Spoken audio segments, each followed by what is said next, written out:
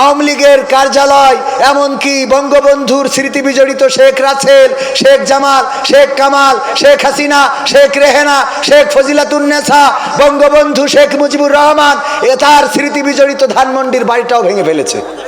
ঠিক না বে ঠিক? একটা জায়গায় হাত দেয় নাই। বলেন তো কোন জায়গা? হ্যাঁ, কবরস্থান। তো বিএনপিও করে না। মডেল মসজিদ, মডেল মসজিদ কেউ ভাঙে নাই। বুঝলেন? কথা কয় না। মডেল মসজিদের দিকে তাকালেই কিন্তু শেখ হাসিনার কথা মনে হয়। যাই বলেন তাই বলেন, আপনার খারাপ লাগলো, আমি সত্যি কথা বলছি। মনে হয় না যে এই মসজিদটা তার হাতে হয়েছে, যেভাবেই হোক হয়েছে, আলহামদুলিল্লাহ। কথা কয় না। এই মসজিদ কি ভেঙেছে? মসজিদ ধরেন ধানমন্ডি ভেঙে ফেলিয়েছে, ভাষণ দেশ, তাই এরপরে বলিছে যদি আবার ভাষণ দেয় তাহলে আরও ভাঙবে। কিন্তু এই মসজিদে কেউ হাত দিতে পারবে? তাহলে শেখ হাসিনা 16 বছরে কিছু করুক আর না করুক, মসজিদটা করে গেছে যেই কাজটার জন্যে। অন্তত এই মসজিদগুলো যতদিন আছে ততদিন গুনাহ যা হয় হোক, অন্তত ওই মসজিদে নামাজ পড়লে কিছু সওয়াব তো পাবে। কথা কয় না। কুরআন হাদিস যদি সত্য হয়, কেউ যদি বলে যে না পাবে না, এই সওয়াব কাজে লাগুক আর না লাগুক পরের কথা, কিন্তু পাবে এটা নিশ্চিত। কথা কয় না, সে সওয়াব পাবে। শেখ হাসিনা কেন, ও যদি ফেরাউনও হয়, ভালো কাজের জন্য আল্লাহ তার সওয়াব দেবে। হতে পারে খারাপ কাজ আরো বেশি হয়ে গেছে, সে জাহান্নামে চলে গেছে। কথা কয় না। কিন্তু ভালো কাজের কোরআন যদি সত্য হয়, হাদিস যদি সত্য হয়, ভালো কাজ যে করবে, আল্লাহ বলেছেন যে আমি কারো আমল নষ্ট করি না। হুজুরা বলেন আল্লাহর কথা সত্য বলছি না মিথ্যা বলছি? হুজুরা বলেন আল্লাহ কারো নেক আমল বিনষ্ট করে? করে না। আবার বদ আমলেরও প্রাপ্য শাস্তি আল্লাহ বুঝে দেবে, কারণ আল্লাহ কাহার। আল্লাহ কারো বুঝে দিতে অসুবিধা নেই, তিনি খালেক, তিনি মালিক, সুতরাং তিনি বুঝে দেবেন। তো এই মসজিদের কথা কেন বললাম? আজকের মাহফিলটা একটা মসজিদের উন্নয়নের জন্য। আমার জীবনে অনেক খারাপ কাজ থাকতে পারে, আমার জীবনে অনেক অন্যায় থাকতে পারে, আমার জীবনে সিনেমা, মদ, গাঁজা, ফেন্সিডিল, পরকিয়া, অন্যের বোর সাথে বেড়া ভাঙা সব থাকতে পারে। এর পাশাপাশি কিছু ভালো কাজ যদি থাকে, খারাপ কিছু হয়। কারণ জানেন আগে শেখ হাসিনা ছিল, স্বার্থ দিত, নিরাপত্তা দিত, টাকা দিত, গম দিত, চাল দিত, ধান দিত, পাট দিত, সয়াবিন তেল দিত, ব্রিজের মধ্যে রড দিত, আমরা সেখানে বাঁশ ঢুকাতাম, পিচ দিত, আমরা সেই জায়গায় 1 ইঞ্চির জায়গায় 5 ইঞ্চির জায়গায় 1 ইঞ্চি ঢালাই দিতাম। এইভাবে মাল টানিছি, খাইছি। এখন তো নেত্রী দিতে পারবে না, সুতরাং রাজপথেও আমরা দাঁড়াবো না। ঠিক না বে ঠিক? আমি বলি তোমাদের দল করার কোনো অধিকার নেই। আজকে হরতাল, অন্তত গাড়ি না ভাঙিস, অন্তত ব্রেক তো করাবে। কথা কয় না। আমার কথা যদি রাজনীতির হয় আপনারা বলবেন, আমি কিন্তু রাজনীতির কথা বলতে রাজি না। কারণ আমার কথা হলো বাস্তবতার নিরিখে। আমি যে গানটা গেয়েছি যে আপন বলে, আল্লাহ বলেছেন তোমরা যাদেরকে আপন মনে করো কেউ আপন না। এই আহাল বর্গ কেউ তোমার সাথে যাবে না, তোমার পাশে দাঁড়াবে না, তোমার চেনবে না। বিশ্বনবী বলেছে ওই দিন মা সন্তানের দেখি দৌড় দেবে, সন্তান মা দেখি বাপের দেখি দৌড় দেবে। কার কথা?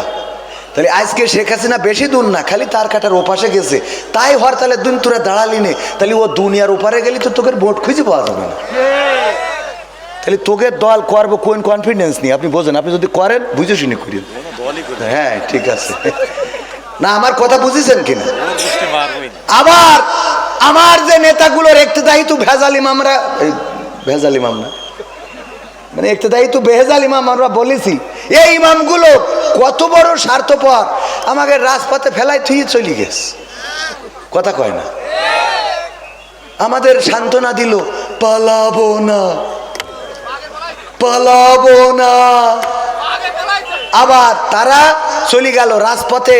এমনকি আমরা সাংবাদিকদের রিপোর্ট হলো যে শেখ হাসিনা এবং সংসদ সদস্যরা চলে যাওয়ার পরেও অনেক নিবেদিত প্রাণ আওয়ামী লীগের কর্মীরা রাজপথে প্রতিহত করার চেষ্টা করেছে। ওরা তখন পর্যন্ত জানে না যে মাল চলে গেছে। বোঝেননি? তাহলে এই কর্মীগুলো যে রাজপথে ফেলাইছি, আজকে জেল, হামলা, মামলা, আমি তো এগুলোর বিরোধী ভাই। এ আছে না নাই? ঘরে শুতে পাচ্ছে না, বাড়িতে ঘুমাতে পারছে না। ধরিন এই যে ডেভিল অপারেশন ডেভিল হান্ট শুরু হয়েছে, এটা হওয়ার পরে আমার ইউনিয়নেও কত মানুষ সরল সুজা আওয়ামী লীগ আল্লাহর ওলি পীর পরেশগার এটা ঘরে ঘুমাইতে পারছে না। আমি তো এটার বিরোধী ভাই। আমি কেন বিরোধী? কারণ নিরপরাধ মানুষ ঘরে ঘুমাইতে পারবে না তা হবে না। কথা কয় না। অপরাধী যারা তাদের ধরি কাঠি খোলেন, কোনো অসুবিধা নেই, কিন্তু নিরপরাধীদের হয়রানি করা যাবে? করা যাবে? তবে এটা সত্য যে এই বাংলাদেশে প্রেক্ষাপট চেঞ্জ হওয়ার পরে আওয়ামী লীগ যা ধারণা করেছিল তার ধারের কাছেও কিন্তু যায়নি, ঠিক না বেঠিক? আমি বলবো যে এর ধারের কাছে না, আরো অনেক কিছুই হবে না যদি আপনারা শান্ত থাকেন। নেত্রী যদি ভাষণটা না দিত, অনলাইনে যদি মিটিংটা না করতো, তাইলে আজকে বঙ্গবন্ধুর স্মৃতি বিজড়িত বাড়িটা আমাদের হারাতে হতো না, ঠিক না বেঠিক? কারণ মাঝে মাঝে গায়ে গু লাগলে কাদা মাখতে হয়। গায়ে যদি গু লাগে তাহলে কি করতে হয়? কাদা মাখতে হয়, যাতে করে অন্তত গুড় গন্ধটা ঢেকে যায়, বোঝেননি? তাহলে আমাদের যেহেতু হাতে কিছু রক্ত আছে, পিলখানার রক্ত, ছাত্র জনতার রক্ত, আলেম ওলামার রক্ত, তাওহিদি জনতার রক্ত, তারপরে নির্যাতন, খুন, গুম, অপহরণ, এগুলো আছে না নাই?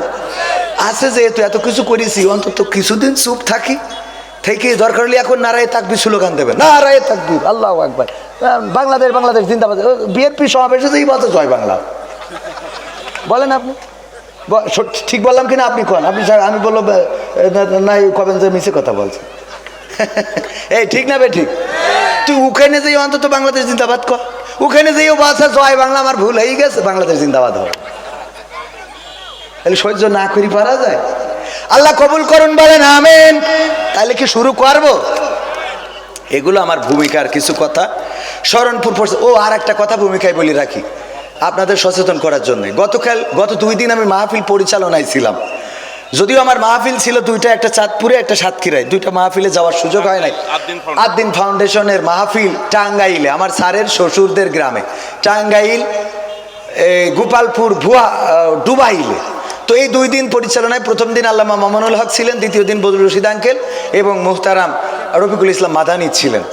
গতকালকে মাহফিলে আসার সময় আমার স্যার আকিজ, মরহুম আকিজ রাহিমাহুল্লাহর বড় সন্তান শেখ ডাক্তার মহিউদ্দিন হাফিজাহুল্লাহ, উনার পকেট থেকে উনার ফোনটা চোরে মারিতেছে।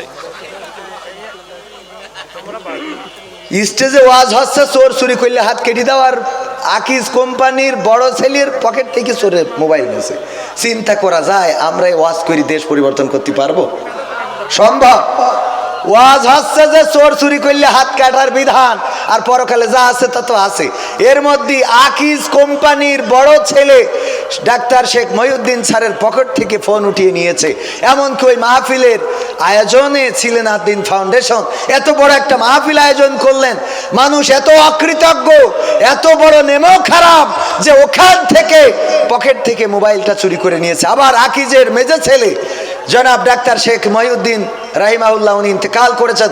উনার জানাজায় আমি দাঁড়ানো, আমার পাশে স্যার দাঁড়ানো, তার পাশে আমি রামজা দাঁড়ানো, আমার পকেট থেকে আল্লাহর ওলি জানাজায় এসে ফোন নিয়ে গেছে। কোন জামানায় আমরা আসলাম? এইগুলো কি ওয়াজ দিয়ে ভালো করা যাবে? ওয়াজ দিয়ে ভালো করা যাবে? এইগুলো ভালো করার জন্য কি লাগবে? আল্লাহর কোরআনের আইন। এই কোরআনের আইন, চোর যদি চুরি করে হাত কেটে দাও ঘেসাং করে, দেখবেন যে 2-5টার কাটার পরে চোর চুরি করা তো দূরের কথা, ও মোটামুটি মানে অন্য যাই করি, ভিক্ষে করি খালু, অন্তত চুরি করবে না, ঠিক না বে ঠিক? এই জন্য কোরআনের আইনের দরকার আছে না নাই? রাজপথে দেখেছি মোটর সাইকেলে যাচ্ছে, বাইকে জোরে চালানোকে কেন্দ্র করে অথবা মানে খারাপভাবে চালানোকে কেন্দ্র করে রিক্সার সাথে ধাক্কা লেগেছে বা কোনো কিছু ঘটেছে, এটাতে বাধা দেওয়ার কারণে এই কিশোর গ্যাংয়ের সদস্যরা ওই দারামদানা কি দা কয়, আমি তো এইসব দা চিনিও না, এই দিয়ে কুপাকুপি শুরু করেছে। স্ত্রীকে ঢাল হিসাবে ব্যবহার করলো, সামনে স্ত্রীকে দিয়ে স্বামী আত্মরক্ষা করেছে। আবার নারীরাও দেখেন যে স্বামীকে পিছনে রেখে সামনে বুক পেতে দিয়েছে, মারো আমাকে মারো, আমার স্বামীকে না, অথচ স্ত্রীর সাথে খারাপ ব্যবহার করে মানুষ আছে না নাই? যে স্ত্রী যখন কোপ দিচ্ছে সজোরে, স্ত্রী স্বামীকে পিছনে রেখে সামনে, যে আমি মারা যাই কিন্তু স্বামী নিরাপদে থাক। তবে সব স্ত্রী এত আল্লাহর ওলি না, 2-1টা আছে আবার চিন্তা করে যে আমি যেহেতু ওর সাথে দৌড় দেবো, তাই এর কি করি লাইন নিয়ে শেষ করা যায়, দুনিয়া থেকে ওর তেজ মারি থুয়ে তারপর হাঁটা দেয়, ঠিক না বে ঠিক? আছে না এরকম? আলহামদুলিল্লাহ, আপনি তো বেঁচে গেছেন, যাক শুক্রিয়া। এরকম আছে না নাই ভাইরা আমার? আমি ধন্যবাদ জ্ঞাপন করছি ওই এলাকার জনগণের, যারা এই দুইজনকে ধরে গণধুলাই দিয়েছে। শুধু গণধুলাই নাই, কার্যকারী বিচার দরকার। আমাদের মাথায় রাখতে হবে, অন্যায় যেখানে প্রতিবাদ সেখানে। আইন হাতে তুলে নিতে নিষেধ করব, কিন্তু দেয়ালে যদি পিঠ থেকে যায় তাইলে আইন হাতে নেওয়া ছাড়া রাস্তা নেই। মনে থাকবে আপনাদের? পুলিশকে ফোন দিচ্ছেন, পুলিশ আসছে না, কারণ ওরাও চায় যে যেন বলে আগেই তো ভালো ছিল।